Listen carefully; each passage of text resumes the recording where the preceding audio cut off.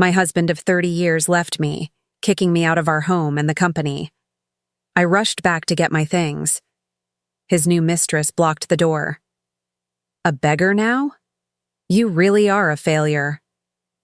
In a cold storm, I used my last coin to call my high school sweetheart, a billionaire nobody knew about. When his convoy of luxury cars pulled up to the house, he looked at my ex-husband and said 3 words. I'm glad to have you here. Follow my story until the end and comment the city you're watching from, so I can see how far my story has reached. The rain hammered against the windshield as I sat in my 15-year-old Honda, staring at what used to be my home. 30 years of marriage, and this is how it ended, with me parked across the street like a stranger, watching the lights glow warmly in the windows of the house I had decorated, cleaned, and loved for 3 decades. My name is Adrian, and at 61 years old, I never imagined I'd be homeless, penniless, and completely alone. 3 weeks ago, my husband Ruben had served me with divorce papers and an eviction notice on the same day. You need to be out by Friday, he'd said, not even looking up from his newspaper, as if I were a tenant who'd overstayed her welcome. The company we'd built together, Henderson and Associates Real Estate, was suddenly his company. The house was suddenly his house. Even my car, apparently, was registered only in his name. How had I been so naive? How had I signed so many papers over the years without reading them carefully? I pulled my thin jacket tighter around my shoulders. The heater in the Honda had stopped working months ago, and I hadn't bothered to fix it. Money had been tight, though I'd never understood why. Ruben handled all our finances, claiming it was one less thing for me to worry about. Now I realized it was one more way for him to control everything. The front door of my former home opened, and she stepped out.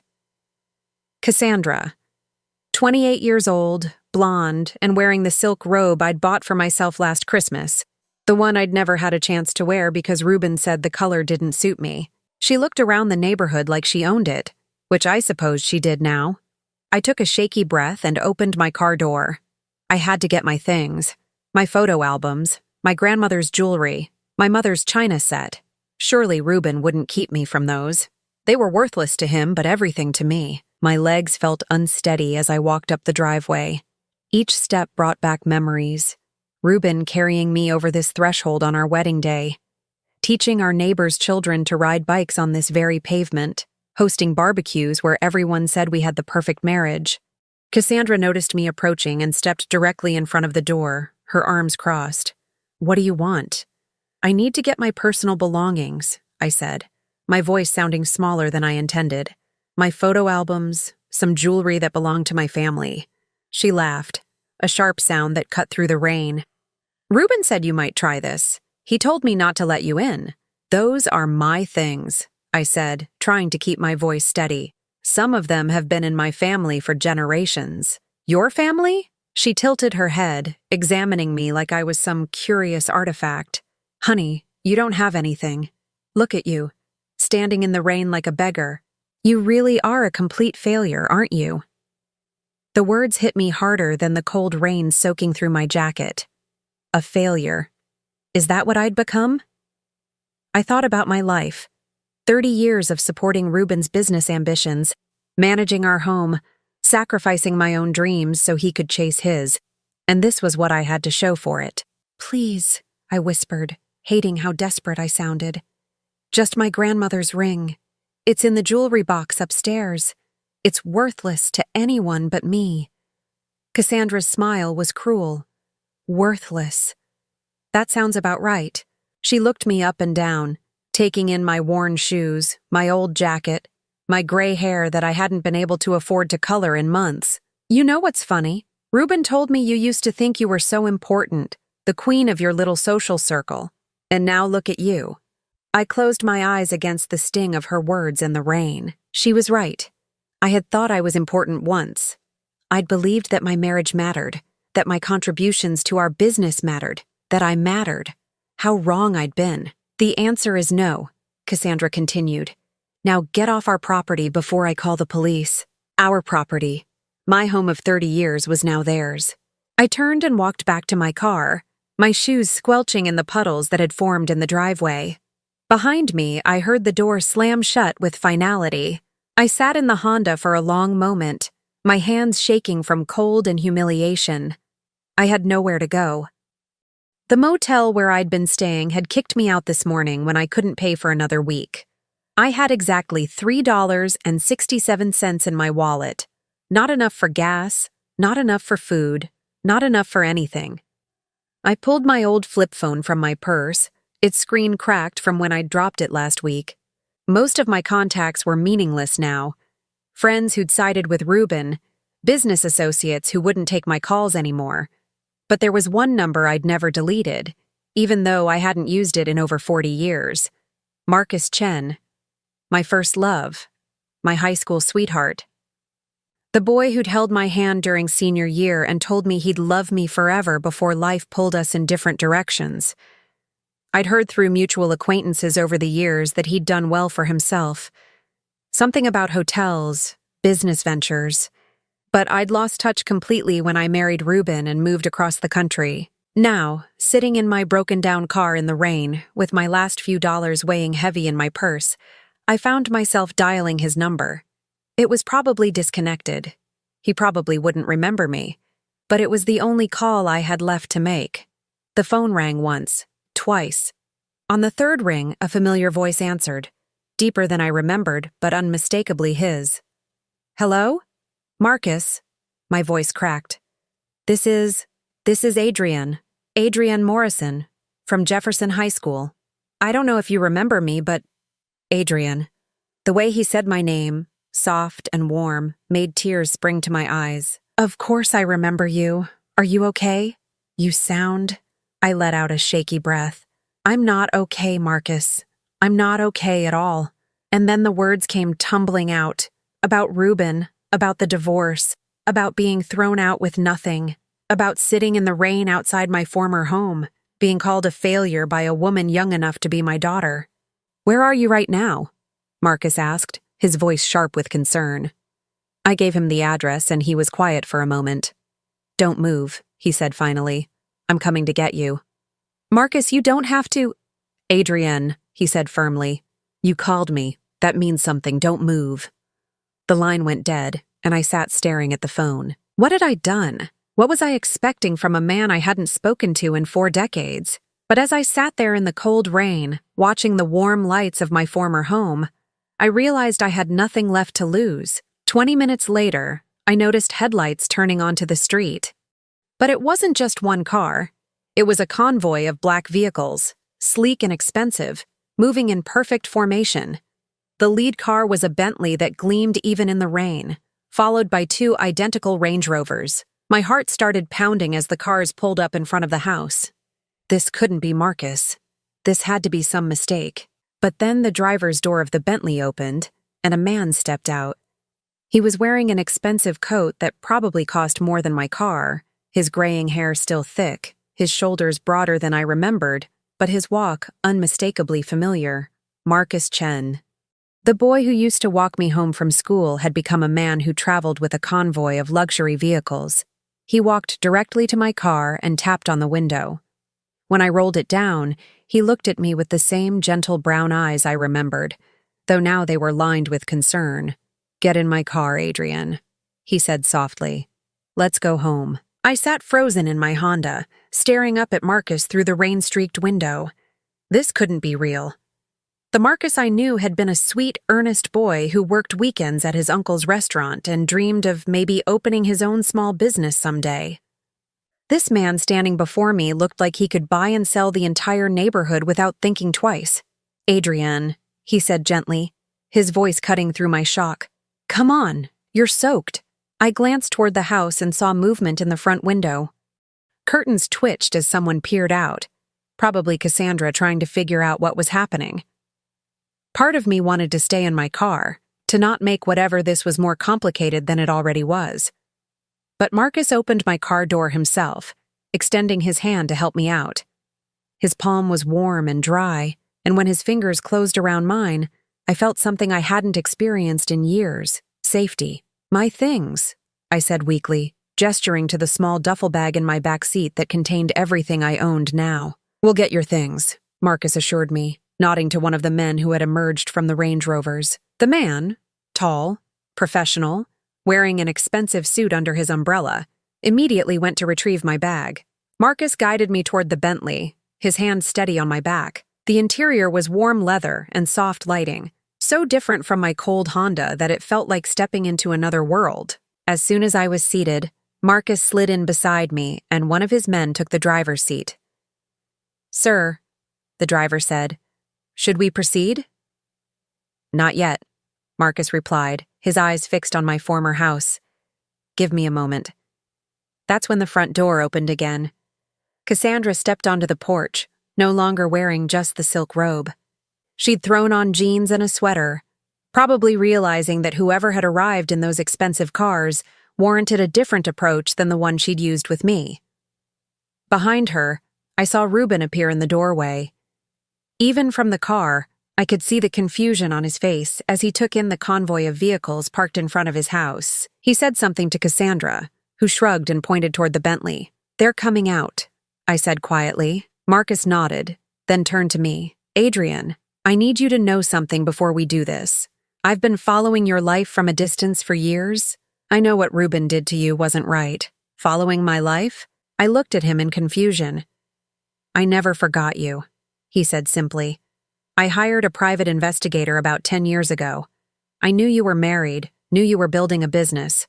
I also knew your husband was systematically stealing from you." The words hit me like a physical blow. "Stealing from me?" "We'll talk about that later," Marcus said gently. "Right now, I want you to sit here and watch while I have a conversation with your ex-husband." Before I could ask what he meant, Marcus was stepping out of the car. I watched through the rain as he walked up my former driveway with the kind of confidence that comes from absolute certainty. Reuben and Cassandra met him halfway. Even through the closed car windows, I could see the dynamic immediately. Reuben had always been a man who commanded rooms, who made himself the biggest presence wherever he went. But next to Marcus, he looked diminished somehow, smaller. Marcus said something, too quiet for me to hear. Reuben responded, his posture defensive.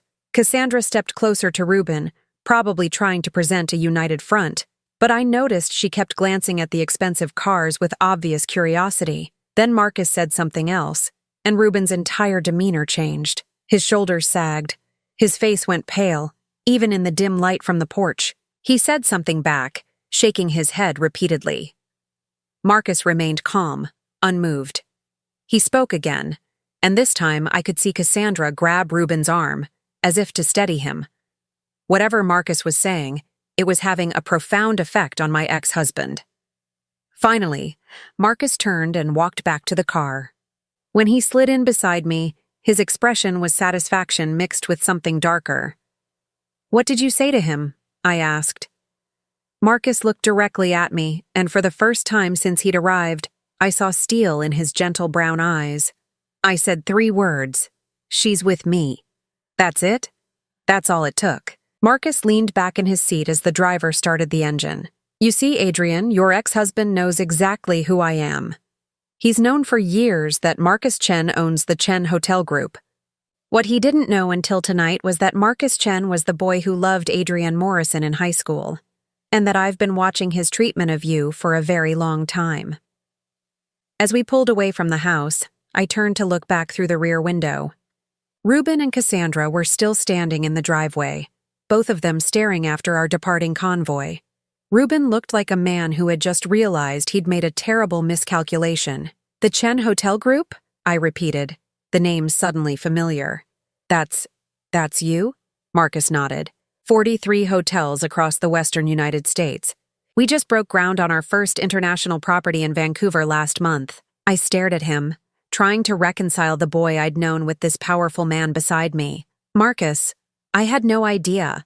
When we lost touch, I always wondered what happened to you, but I never." "I know," he said softly. "I kept tabs on you, but I never reached out. You were married. You seemed happy, at least from the outside. It wasn't until I started noticing irregularities in your husband's business practices that I realized how wrong I was." "What kind of irregularities?" Marcus hesitated, then reached into his coat and pulled out a tablet. He tapped the screen a few times, then handed it to me. Your maiden name was Morrison, right? Your father was James Morrison? Yes, but he died when I was 22, right after I married Reuben. The memory still stung. My father had never liked Reuben, had warned me that there was something off about the man I was planning to marry. We'd argued about it, and he'd died in a car accident before we could make peace. Your father owned Morrison Development, Marcus said gently. It was a small company, but it held the rights to several valuable pieces of commercial property downtown. I looked at the screen of the tablet, seeing documents and contracts that meant nothing to me. I don't understand. Reuben told me my father died in debt. He said the company was worthless. Marcus's jaw tightened. Your father's company was worth approximately $2.3 million when he died. You were his sole heir. The world seemed to tilt around me. That's not possible. Reuben showed me the paperwork. There were debts, creditors. Reuben forged documents, Marcus said quietly. He convinced you to sign over power of attorney during your grief, then systematically transferred all of your father's assets into his own name. The company you two built together? It was built on land that belonged to you. Henderson and Associates exists because Reuben stole your inheritance and used it as seed money. I felt sick. 30 years of marriage, 30 years of supporting what I thought was our dream, and it had all been built on theft. My theft. How do you know all this? I whispered. Because 5 years ago, when I was looking to expand into commercial real estate, I tried to buy some property downtown. During the research process, my lawyers discovered the irregularities in the ownership transfers. Your father's signature on several key documents was forged. The car had stopped moving, and I looked up to realize we were parked in front of a modern glass building that rose into the dark sky like a monolith. A discreet sign near the entrance read, Chen Hotel Group, Corporate Headquarters. Why didn't you contact me then? I asked. Why wait until now? Marcus turned in his seat to face me fully. Because you were still married to him. If I'd approached you 5 years ago, told you that your husband was a criminal who had stolen your inheritance, would you have believed me? Or would you have thought I was some crazy ex-boyfriend trying to destroy your marriage? He was right, and we both knew it. 5 years ago, I'd still believed in my marriage, still trusted Reuben completely. I would have thought Marcus was lying, or jealous, or delusional. But now, Marcus continued, now you've seen what kind of man he really is. Now you're ready to hear the truth. We sat in silence for a moment, the weight of his words settling over me like a heavy blanket. Everything I'd believed about my life had been a lie. My father hadn't died in debt. He'd left me a legacy that Reuben had stolen. The business I'd helped build had been built with my own money. Even my poverty was artificial, created by a man who had systematically robbed me of everything I was entitled to. What happens now? I asked finally. Marcus smiled, and for a moment I saw the sweet boy I'd fallen in love with all those years ago. Now we get your life back, all of it.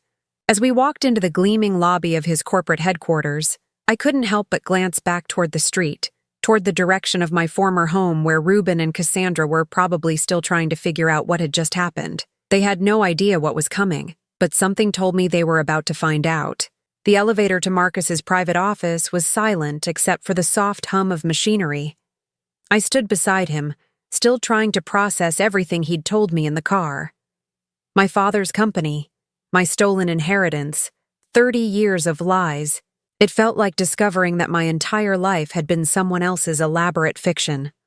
Marcus's office occupied the entire top floor of the building, with floor-to-ceiling windows that offered a panoramic view of the city. In the distance, I could see the downtown area where my father's properties were located, properties that should have been mine. Sit, Marcus said gently, guiding me to a leather chair across from his desk. I know this is overwhelming. We'll take it one step at a time. He pressed a button on his desk, and within moments, a woman in her 50s appeared with a tea service. She set it down without a word, gave Marcus a meaningful look, and disappeared again.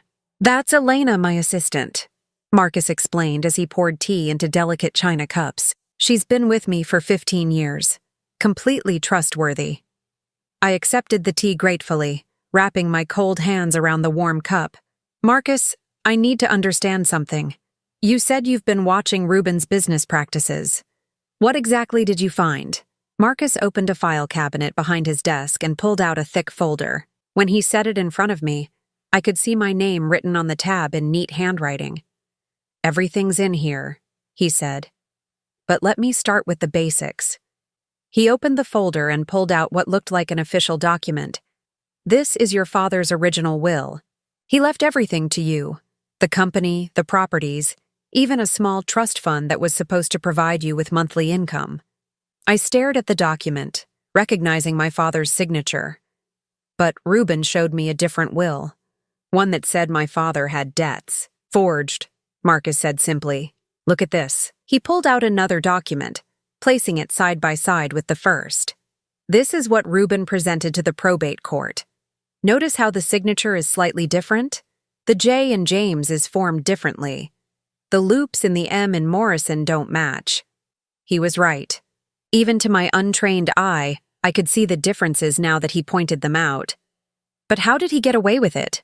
I asked. Didn't anyone verify these things? Marcus's expression darkened. Your father died in a car accident on a Friday evening. Ruben filed these papers the following Monday, claiming that you were too distraught to handle the legal proceedings yourself. He presented himself as your devoted husband, taking care of the difficult details so you could grieve. The memory came flooding back. I had been devastated by my father's sudden death, especially since our last conversation had been an argument about Ruben. I'd been so consumed with guilt and grief that when Ruben offered to handle everything, I'd been grateful. I'd signed whatever he put in front of me without reading it carefully. He planned this, I whispered. My father's death was convenient for him. I don't think he caused the accident, Marcus said carefully. But yes, he certainly took advantage of it. Look at this timeline. He pulled out a calendar marked with dates. Your father died on Friday, March 15th, 1991. Ruben filed the forged will on Monday, March 18th. But look at this. He'd already been in contact with several potential buyers for your father's properties. The earliest inquiry was dated March 10th, 5 days before your father died. My blood ran cold. He was planning to steal from me before my father even died. Marcus nodded grimly. It gets worse. After he convinced you to sign over power of attorney, he used your father's properties as collateral to secure business loans. Officially, you were listed as co-owner of Henderson and Associates, but all the actual assets were transferred into his sole name through a series of shell companies. He pulled out more documents, loan applications, property transfers, corporate filings. Each one showed Ruben systematically moving my inheritance away from me, while making it look like we were building something together. For 30 years, Marcus continued, you've been working to build a business that was founded on property that belonged to you. Every success Henderson and Associates had was built on your stolen legacy. I set down my teacup with shaking hands. The house. Our house. Where did the money come from to buy it? Marcus consulted another document. Purchased with proceeds from the sale of one of your father's downtown properties. The deed was transferred to Ruben's name only, despite the fact that the money came from your inheritance. I thought about all those years of believing we were struggling financially, of working extra hours to help make ends meet, of sacrificing my own needs so Ruben could invest in the business, all while he was sitting on millions of dollars that rightfully belonged to me. Why did you wait so long to approach me about this? I asked. You said you discovered it 5 years ago. Marcus was quiet for a long moment, staring out at the city lights. Because I loved you once, Adrienne. More than I've ever loved anyone. When I found out what he'd done to you, my first instinct was to destroy him. I had the evidence. I could have had him arrested, could have exposed everything, but you didn't. No, because I realized that destroying Ruben wouldn't necessarily help you. You were still married to him. You still believed in your life together. If I'd exposed him then, you would have been collateral damage. You would have lost your home, your business, everything you thought you'd built. But you wouldn't have understood why. You would have seen me as the villain who destroyed your marriage. I realized he was right. 5 years ago, if someone had told me that Ruben was a criminal who'd stolen my inheritance, I would have defended him. I would have thought it was a lie, or a misunderstanding, or some kind of elaborate setup. "So you waited," I said. "I waited and watched. I kept hoping he'd change, that he'd treat you better, that maybe I was wrong about what kind of man he was." Marcus turned back to me, his eyes sad. "But he didn't change. He got worse. And when I heard through mutual contacts that he was planning to leave you, I knew it was time." "What mutual contacts?" Marcus hesitated. "The private investigator I hired to keep track of you also monitored Ruben's activities. We knew about Cassandra 6 months before you did. We knew he was planning to divorce you and leave you with nothing. We also knew something else." He pulled out another file, this one thicker than the first. "Ruben has been having affairs for over 20 years, Adrienne. Cassandra isn't the first, she's just the youngest." The photographs he showed me were like daggers to the heart. Ruben with various women over the years, at restaurants, hotels, conferences. Some of them were faces I recognized, women I'd considered friends. Others were strangers. "Mrs. Patterson from the country club," I said, staring at one photo. "She was at our anniversary party last year." "He's been seeing her on and off for 8 years, Marcus confirmed. "And look at this one." The next photo showed Ruben with a woman I didn't recognize, but the timestamp showed it was from our 25th wedding anniversary weekend. While I'd been home alone, thinking he was at a business conference, he'd been with another woman. "How many?" I asked quietly. "That we know of?" 17 different women over the past 20 years. I felt numb. Not just betrayed, but stupid. How had I missed so many signs? How had I lived with this man for 30 years and never seen who he really was? "There's more," Marcus said gently. "The business is in trouble. Serious financial trouble." "What do you mean?" "Henderson and Associates is about to go bankrupt. Ruben has been using business funds for personal expenses, including supporting several of these women. He's also made some very bad investments and lost significant money in the stock market. The company's debts currently exceed its assets by approximately $800,000. I stared at him in shock. 800,000? How is that possible? "He's been hiding it from you for the past 3 years, moving money between accounts, taking out loans against properties, even borrowing against the company's future earnings. The creditors are starting to circle." "But that means..." I struggled to understand the implications. "It means that when he divorces you and keeps the company, he's not keeping a valuable asset. He's keeping a massive debt. He probably planned to declare bankruptcy after the divorce was final, leaving you with nothing while he starts over with Cassandra." The cruelty of it took my breath away. Not only had Ruben stolen my inheritance and cheated on me for decades, but he'd also planned to stick me with the debts while he walked away free. "However," Marcus continued, "there's something he doesn't know." "What?" Marcus smiled, and for the first time that evening, it wasn't a gentle expression. "He doesn't know that I've been quietly buying up his debts. Over the past 2 years, through various shell companies, I've purchased approximately $600,000 of Henderson and Associates' outstanding loans." "Why would you do that?" "Because it means I can call those loans due at any time. It means I own the majority of his debt. And it means that when the time comes, I can force him into bankruptcy on my terms, not his." I sat back in my chair, overwhelmed by the scope of Marcus's planning. "You've been orchestrating this for years." "I've been preparing for this for years," Marcus corrected.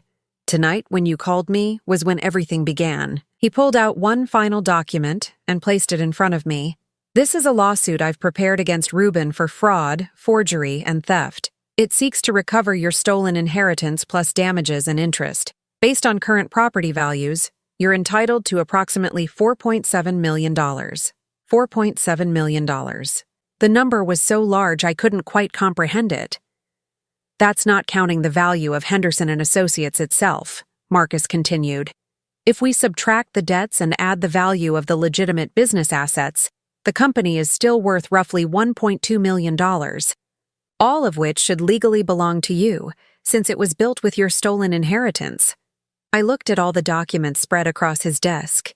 Years of investigation, planning, and preparation. "You did all this for me." "I did this because it's right," Marcus said simply. And because 30 years ago, I promised I'd always protect you. I may have failed to keep that promise then, but I'm keeping it now. I thought about Ruben and Cassandra, probably still standing in the driveway of my former home, trying to figure out what had just happened.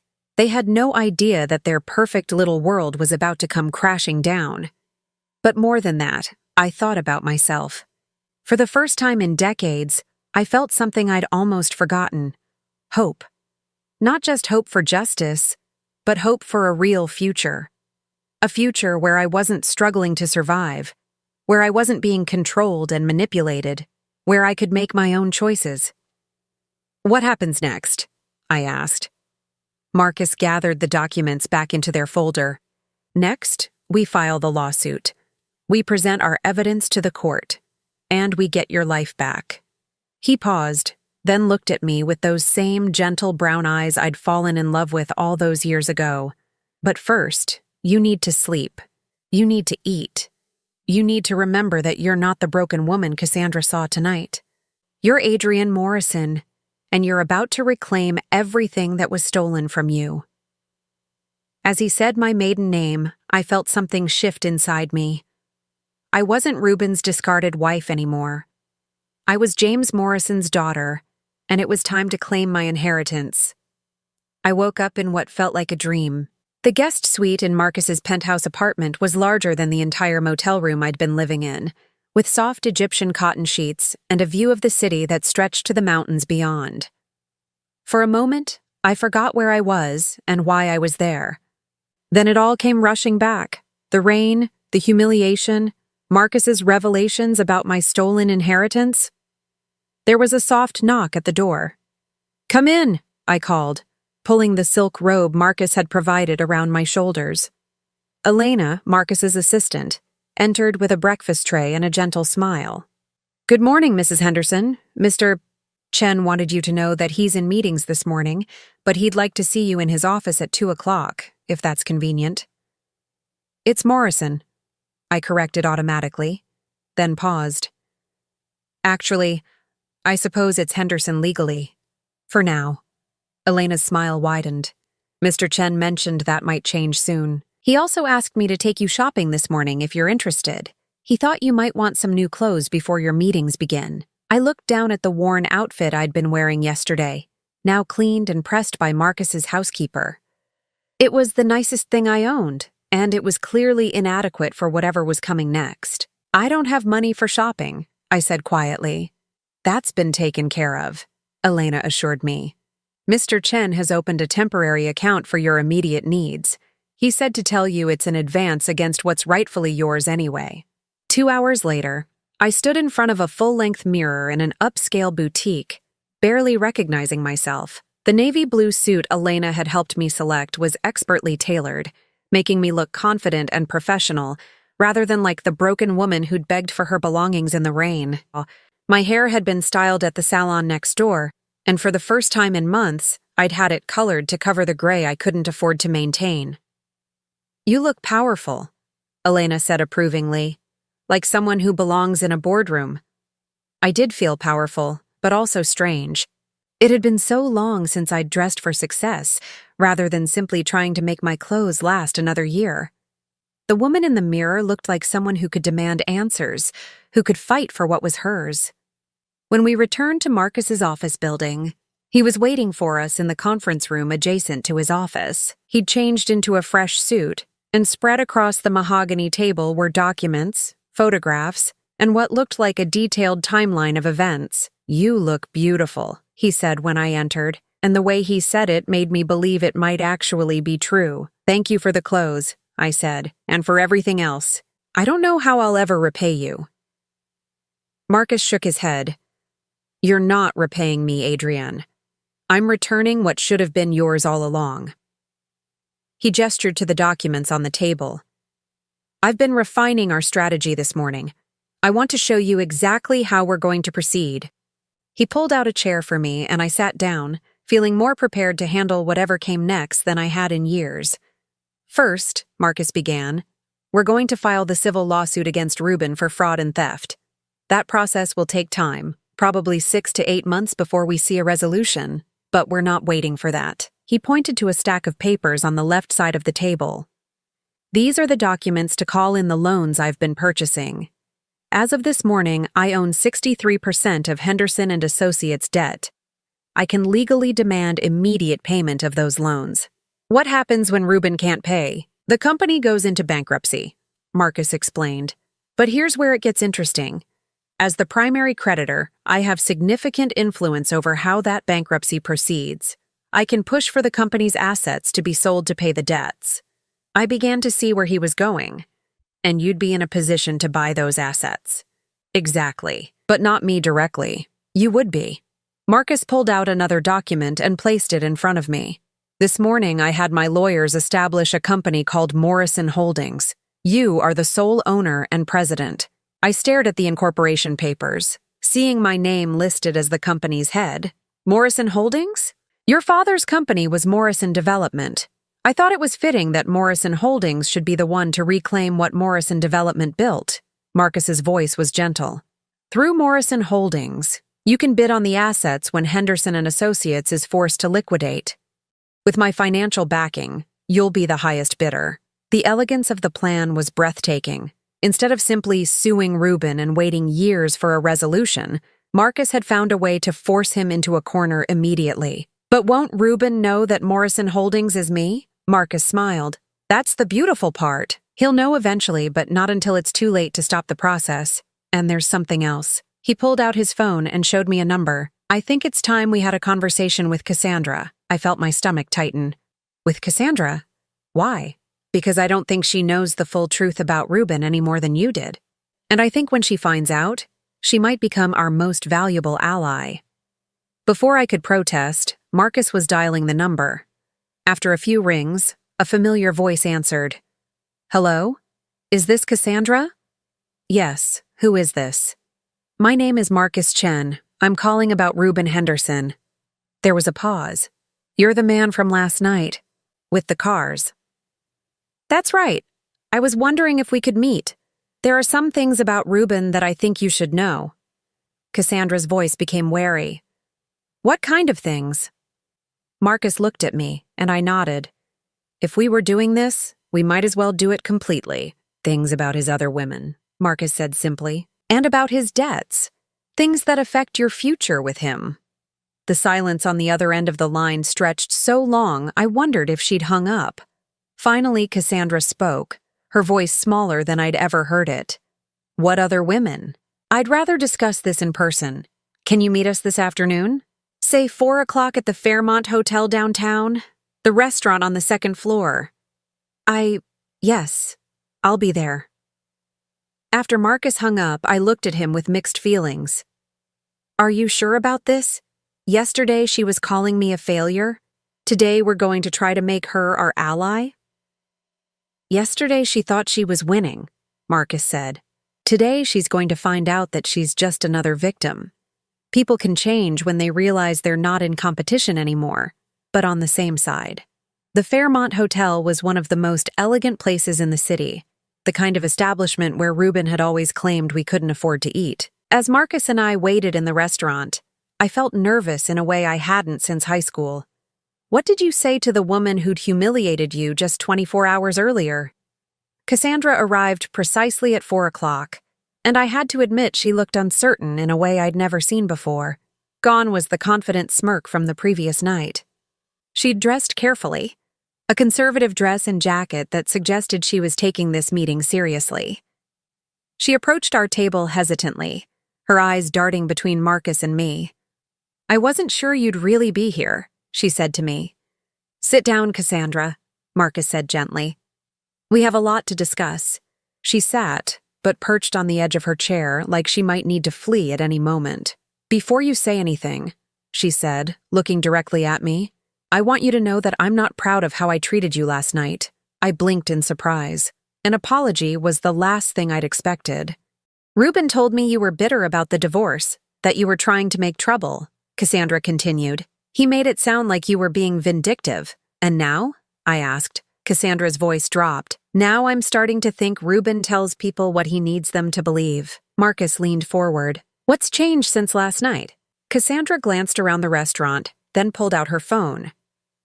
I found something this morning on his laptop. He left it open, and I saw an email. She showed us the screen, where an email conversation was visible. The messages were between Ruben and someone named D. Martinez. The conversation was brief, but devastating. R. The old situation is handled. Adrian signed the papers and she's out. D. Good. What about the new girl? R. Cassandra? She's useful for now. Pretty, young, doesn't ask questions, but she's not long-term material any more than the others were. D. How long do you think before you're ready to move on? R. Give me 6 months to get the finances sorted, then I'll probably need a change of scenery. Cassandra's hands were shaking as she put the phone down. There have been others, haven't there? Marcus and I exchanged glances. Then Marcus opened his briefcase and pulled out a folder, a different one from what he'd shown me the night before. 17 that we know of, he said gently. Over the past 20 years. Cassandra went pale.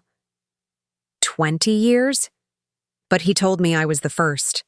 He said his marriage was dead, that he'd never cheated before, that I was special. The same thing he told all of them, Marcus said. He opened the folder and showed her some of the photographs, not to be cruel, but to help her understand. Cassandra, you're not the villain here. You're another victim. Tears started forming in her eyes. I left my job for him. I moved across the country. I thought we were building a life together. What did you do before? I asked, my anger toward her beginning to transform into something else. I was a paralegal in Seattle, she said. I had my own apartment, my own life. When Ruben said he wanted me to move here, that we'd get married as soon as his divorce was final, I gave up everything. The parallel to my own story was unmistakable. Ruben had convinced her to sacrifice her independence, just as he'd convinced me to sign over my power of attorney during my grief. Marcus pulled out more documents. Cassandra, there's something else you need to know. Ruben is going bankrupt. The company, the house, all of it is built on debt. He was planning to leave you with nothing, just like he did to Adrian. But the house is mortgaged beyond its value. He owes more than it's worth. Marcus showed her the financial documents. Even if you married him tomorrow, you'd be inheriting massive debt, not wealth.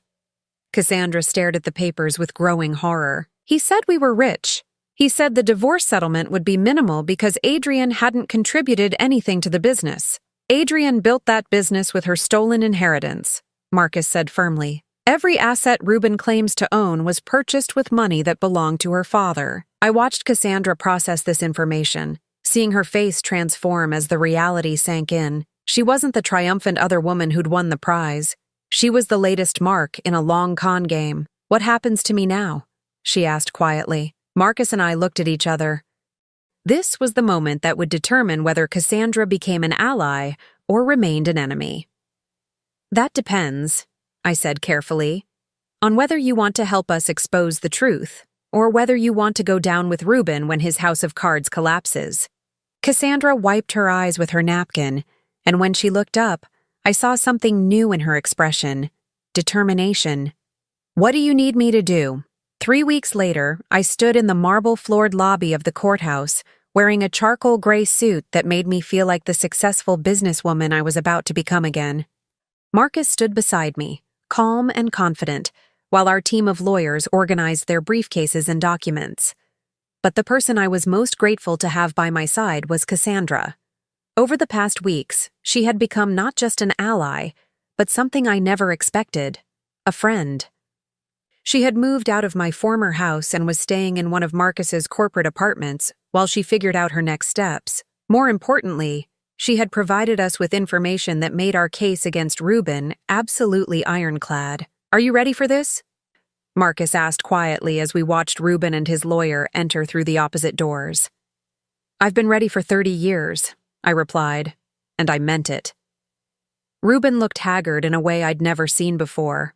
His usually perfect appearance was disheveled, his expensive suit wrinkled as if he'd slept in it. When his eyes met mine across the lobby, I saw something I'd never seen in them before: fear. The past 3 weeks had not been kind to him. Marcus had methodically called in the loans he owned, demanding immediate payment of over $600,000. When Reuben couldn't pay, Henderson and Associates had been forced into emergency bankruptcy proceedings. The company's assets were being liquidated, and Reuben was facing personal bankruptcy as well. But that was just the financial pressure. The real devastation had come from Cassandra. She had agreed to testify about the documents she'd found on Reuben's computer. Not just the email about her being temporary, but financial records that showed he'd been systematically hiding assets from me during our divorce proceedings. She'd also provided recordings of conversations where Reuben had bragged about manipulating me and stealing my inheritance. "He thought I was stupid," Cassandra had told me during one of our strategy sessions. "He thought I was just a pretty face who wouldn't ask questions. But I have a paralegal degree, I know how to read financial documents, and I recorded our conversations because I was planning to surprise him with a scrapbook of our relationship." Instead, those recordings had become evidence of fraud, forgery, and theft. The bankruptcy hearing began with the judge reviewing the basic facts of the case. Henderson and Associates owed approximately $800,000 to various creditors, with Marcus's companies holding the largest portion of that debt.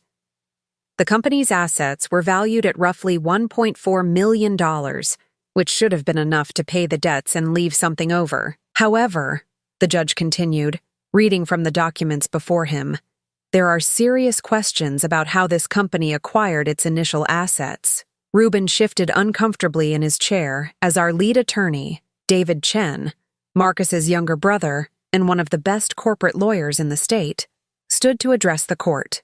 "Your Honor, we have evidence that Henderson and Associates was founded using assets stolen from the estate of James Morrison, who died in 1991. Mr. Henderson forged documents to steal approximately $2.3 million from Mr. Morrison's daughter, Adrienne Henderson, who is present in court today." The judge's eyebrows rose. "That's a serious allegation, Mr. Chen." "We have extensive documentation, Your Honor. Handwriting analysis confirms that key signatures on estate documents were forged. We also have testimony from witnesses, including Ms. Cassandra Webb, who was living with Mr. Henderson and can testify to his admissions of guilt." Reuben's lawyer, a nervous-looking man who had clearly not been prepared for the scope of evidence against his client, stood up. "Your Honor, these allegations are unsubstantiated attempts to complicate what should be a straightforward bankruptcy proceeding." "I'd like to hear the evidence," the judge said firmly. For the next 2 hours, David Chen methodically presented our case. The forged documents were displayed on large screens, with handwriting experts explaining the differences between authentic signatures and the forgeries. Financial records showed how Reuben had used my father's properties as collateral for business loans, then transferred ownership of everything into his name through shell companies. But the most damaging testimony came from Cassandra herself. She took the witness stand wearing a simple blue dress and spoke in a clear, steady voice about what she had discovered in Reuben's files. She read from emails where he boasted about handling me and keeping the business in the right hands. She played recordings where he laughed about my naivety and discussed his plans to disappear after the divorce was finalized. He told me that Adrienne had contributed nothing to the business, Cassandra testified. He said she was just a housewife who didn't understand finance or real estate. He made her sound like a burden he had carried for 30 years. "And what did you discover about the true origins of the business?" David asked. "That it was built entirely on properties that belonged to Adrienne's father, that Reuben had forged documents to steal her inheritance, and that he had been planning to abandon me the same way he abandoned her, after taking everything and leaving his victim with nothing but debt." Reuben's face had gone from pale to ashen. His lawyer whispered urgently in his ear, probably advising him that their position was hopeless. The most devastating moment came when David presented evidence of Reuben's other affairs. "Your Honor, the defendant has a pattern of using and discarding women after gaining access to their resources or using them to facilitate his schemes. We have documented 17 different extramarital relationships over 20 years, including several where Mr. Henderson convinced women to provide him with financial support or business connections." "Objection," Reuben's lawyer said weakly. "Relevance? It goes to the defendant's character and pattern of fraudulent behavior. David replied. "This is not a crime of passion or a single mistake. This is a decades-long pattern of systematic fraud and emotional manipulation." The judge nodded. "Overruled. Continue." When all the evidence had been presented, the judge called for a recess to review the documents. Marcus, Cassandra, and I waited in a small conference room while the lawyers discussed strategy. "How do you think it went?" Cassandra asked nervously.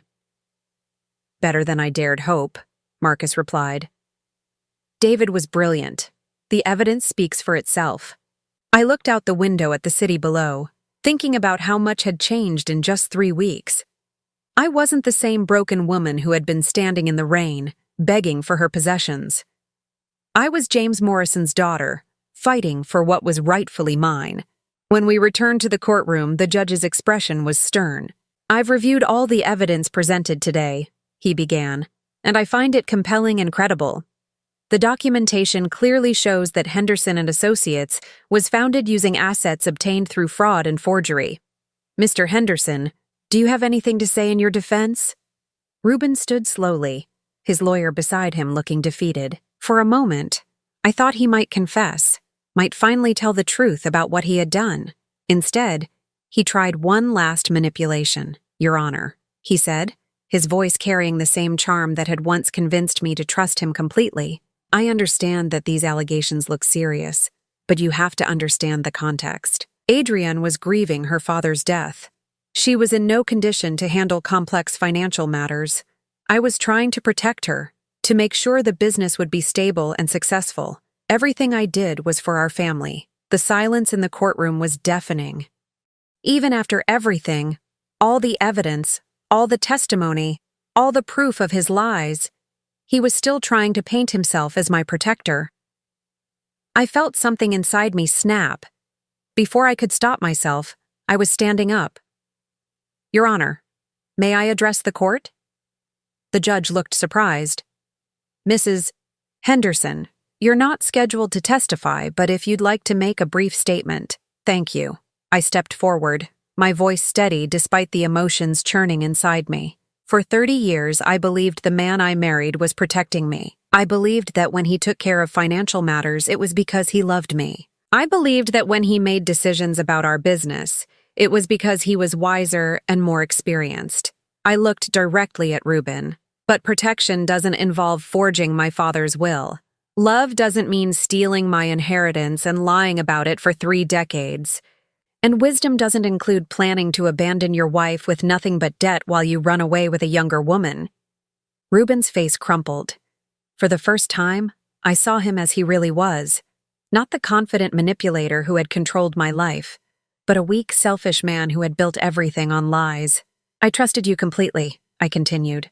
"I signed every paper you put in front of me because I believed we were partners. I worked alongside you for 30 years because I thought we were building something together. But we weren't building anything. You were just stealing from me, piece by piece, until there was nothing left." I turned back to the judge. "Your Honor, I'm not asking for revenge. I'm asking for justice. I want what belonged to my father, what should have been mine from the beginning. And I want to make sure that Reuben Henderson never has the opportunity to do this to another woman again." When I sat down, the courtroom was completely silent.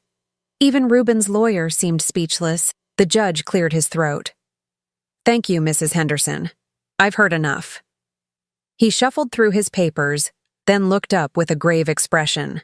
"I find that Henderson and Associates was indeed founded using assets obtained through fraud and theft. I'm ordering the immediate liquidation of all company assets, with proceeds to be used first to pay legitimate creditors, then to provide restitution to Mrs. Henderson for her stolen inheritance." Reuben slumped in his chair. "Furthermore," the judge continued, "I'm referring this matter to the district attorney for potential criminal prosecution. The evidence of forgery and fraud is overwhelming and appears to warrant criminal charges." He looked directly at Reuben. "Mr. Henderson, you have 48 hours to vacate the house on Maple Street, as it was purchased with fraudulently obtained funds and must be sold to provide restitution. You should consider yourself fortunate that Mrs. Henderson has shown remarkable restraint in not pursuing the maximum penalties available under the law." As we left the courthouse, reporters were waiting outside. Word had somehow gotten out about the case, and there were cameras and microphones thrust in our direction.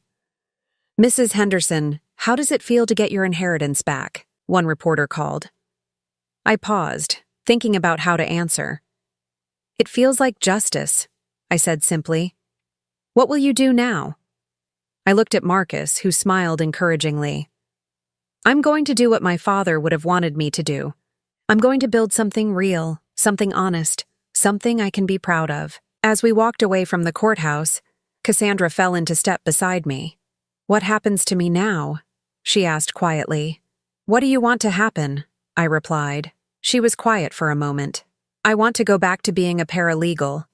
I want to use my skills to help people instead of being someone's decoration." Marcus overheard and turned back to us. "Morrison Holdings is going to need a legal department as we expand. We'll need someone with experience in real estate law and corporate documentation." Cassandra's eyes widened. "You'd hire me? After everything?" "You helped us expose the truth," I said. "You chose to do the right thing when it would have been easier to stay silent. That's exactly the kind of person I want working for my company." 3 days later, I stood in the driveway of my former house, watching as a moving truck carried away Ruben's belongings. He emerged from the front door carrying a single suitcase, looking older than I'd ever seen him. He stopped when he saw me, and for a moment we just looked at each other. "I suppose you're satisfied now?" he said bitterly. "No," I replied. "I'm not satisfied. I'm free. There's a difference."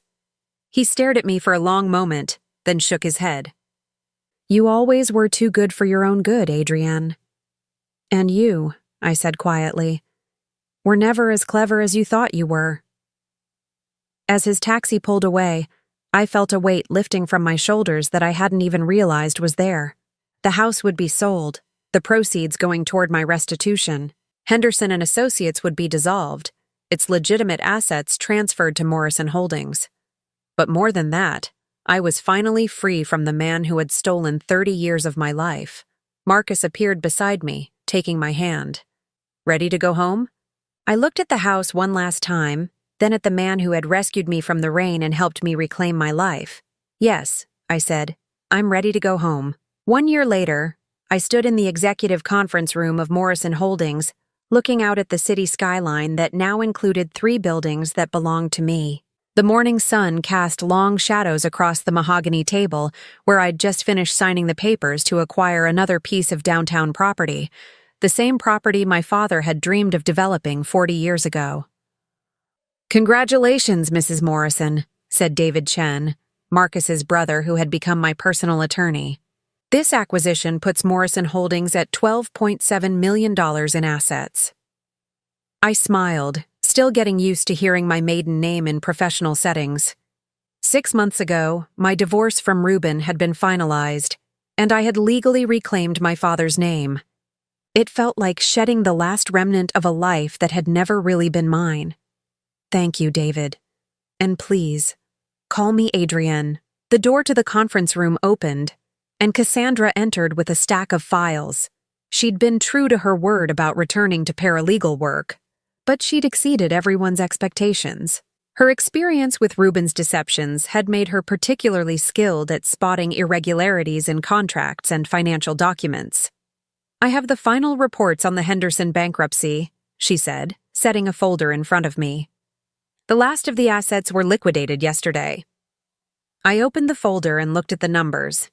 After paying all legitimate creditors and legal fees, the bankruptcy had yielded approximately $2.8 million in restitution for my stolen inheritance. Combined with the value of my father's original properties and the success of Morrison Holdings over the past year, I was worth more than my father had ever dreamed possible.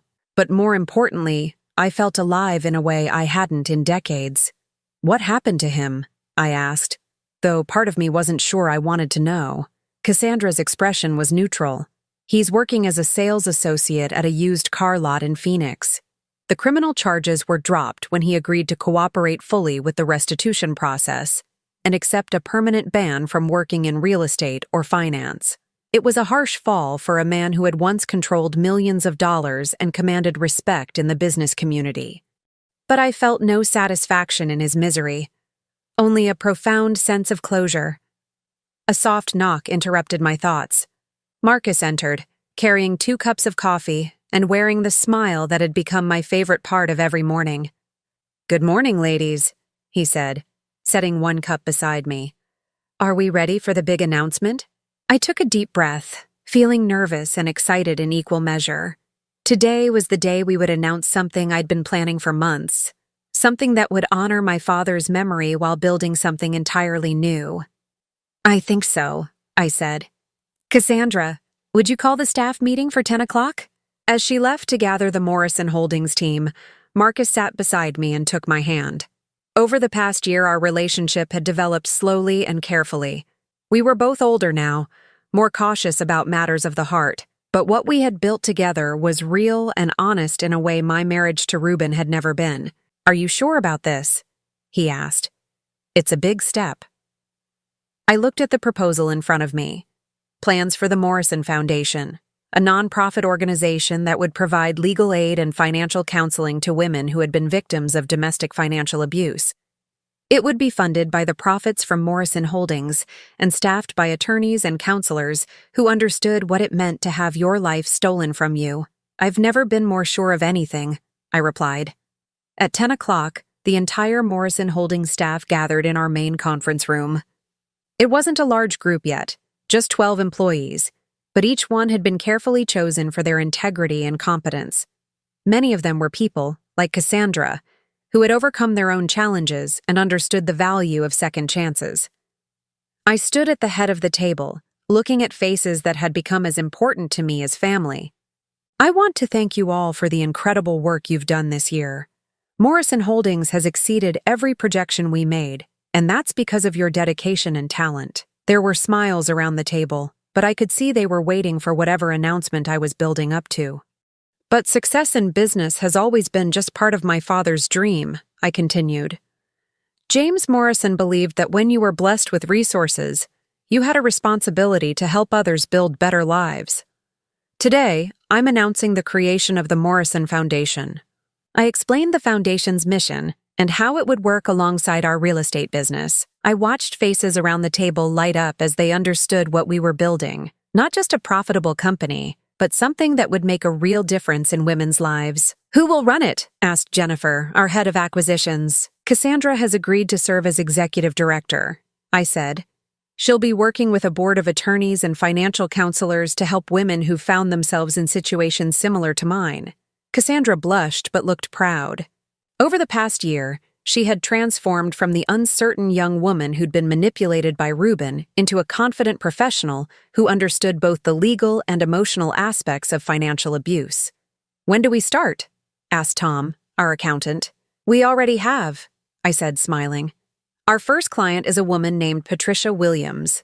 She's 63 years old, and her son has been systematically stealing from her by convincing her to sign over power of attorney while she was recovering from surgery. We're going to help her get her life back." The meeting continued for another hour as we discussed the practical details of running both a business and a foundation, but I found myself thinking about the journey that had brought me to this moment. From standing in the rain outside my former home, to standing in my own conference room, surrounded by people who believed in the same things I did. After the staff meeting ended, Marcus and I drove to a small restaurant across town for lunch. It was the same place where we'd met with Cassandra a year ago, when she was still Ruben's girlfriend, and I was still his discarded wife. "Do you ever regret it?" Marcus asked as we waited for our food. "Leaving your old life, I mean. Even if that life was built on lies, it was stable, predictable." I thought about his question seriously. There had been moments over the past year when I'd felt overwhelmed by the responsibilities of running a company, of making decisions that affected other people's livelihoods. There had been nights when I'd wondered if I was too old to start over, too set in my ways to build something new. But then I'd remember what it felt like to have no control over my own life, to be dependent on someone who saw me as nothing more than a convenient tool for his schemes. "No," I said finally. "I don't regret it. For the first time in 30 years, I'm living my own life instead of someone else's version of what my life should be. Marcus smiled. Your father would be proud of you. I hope so. I think about him every day, wondering what Morrison Development would have become if Reuben hadn't stolen it. But maybe this is better. Maybe the Morrison Foundation is what he would have wanted all along. Our food arrived, and we ate in comfortable silence for a while. Through the window, I could see the downtown district where my father's original properties had been located. Most of them belonged to Morrison Holdings now, but instead of developing them for maximum profit, we were creating affordable housing and community spaces. There's something I want to ask you, Marcus said after we'd finished eating. I looked up, surprised by the sudden seriousness in his voice. He reached into his jacket pocket and pulled out a small velvet box. My heart skipped a beat, but before I could say anything, he opened it to reveal not an engagement ring, but a key. This is the key to the penthouse apartment in the new Morrison Tower, he said. I was hoping you might want to share it with me. Not as husband and wife. We've both learned to be cautious about legal entanglements, but as partners in every sense that matters. I stared at the key, overwhelmed by the gesture. The Morrison Tower was the crown jewel of our real estate portfolio, a beautiful Art Deco building we'd renovated to house both our corporate offices and luxury apartments. The penthouse was supposed to be my home, but the thought of sharing it with Marcus made it feel like something more than just another property. Are you sure? I asked. We're both set in our ways. I'm 62 years old, Marcus. I've spent the last year learning who I am when I'm not trying to please someone else. Are you ready to share your space with a woman who's finally discovered she can be stubborn? Marcus laughed. Adrienne, I fell in love with your stubbornness when we were 17. I'm not going to start objecting to it now. I took the key, feeling its weight in my palm. Then yes, I'd like that very much. As we drove back to the Morrison Holdings building, I reflected on how much had changed since that rainy night when I'd called Marcus from my broken-down Honda. I'd thought I was reaching out for rescue, but what I'd really been doing was reaching out for the life that should have been mine all along. The car pulled up in front of our building, and I looked up at the gleaming windows that reflected the afternoon sun. The Morrison Foundation would have its offices on the 3rd floor. Morrison Holdings occupied floors 4 through 6, and Marcus and I would live together on the 15th floor, partners in every sense of the word. Ready to go home? Marcus asked, echoing the same question he'd asked me a year ago. Yes, I said, taking his hand. I'm ready. As we walked through the lobby of our building, I caught sight of our reflection in the polished marble walls. We looked like what we were, two people who had found each other again after 40 years, who had built something beautiful out of the ashes of betrayal and loss.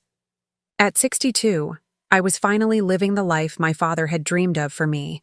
Not just successful, but meaningful. Not just surviving, but thriving. And most importantly, not just existing in someone else's story, but writing my own.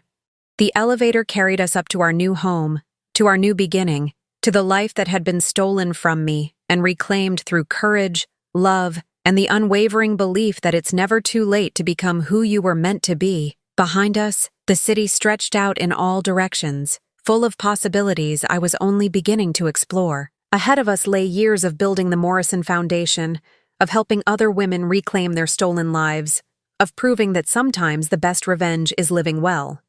And beside me was the man who had loved me when we were young, who had waited for me when we were separated, and who had helped me become strong enough to save myself when the time finally came. As the elevator doors opened onto our penthouse apartment, I realized that this wasn't just the end of my old life or the beginning of my new one. This was simply the life I was always meant to live. Now I'm curious about you who listened to my story. What would you do if you were in my place? Have you ever been through something similar? Comment below, and meanwhile, I'm leaving on the final screen 2 other stories that are channel favorites, and they will definitely surprise you.